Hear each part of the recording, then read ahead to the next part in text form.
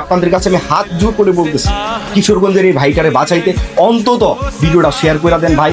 Otherwise গোটা content creator জগতে আমরা যারা ফোন ইউজ করতেছি, আমাদের সকলে সে যদি মারা যায় চিকিৎসাহীন, সবার কাছে নিজেকে অপরাধী মনে হয়।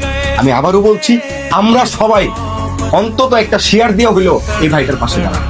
যে যা পারি অবশ্যই এই ভাইটাকে দিব। তার কথাটা শুনলে কলিজাটা লাগে ভাই। আমি বাঁচতে চাই, একটা মানুষ বারবার বলতেছে, সেও একজন কন্টেন্ট ক্রিয়েটর ছিল।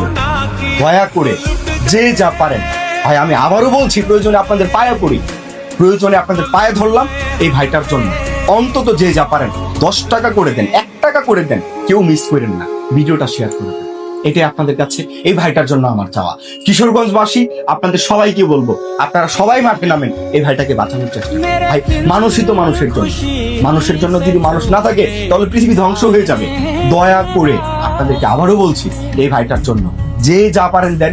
আর ভাই, আপনার 1 টাকা দেওয়ার সামর্থ্য নাই, দয়া করে ভিডিওটা শেয়ার করুন।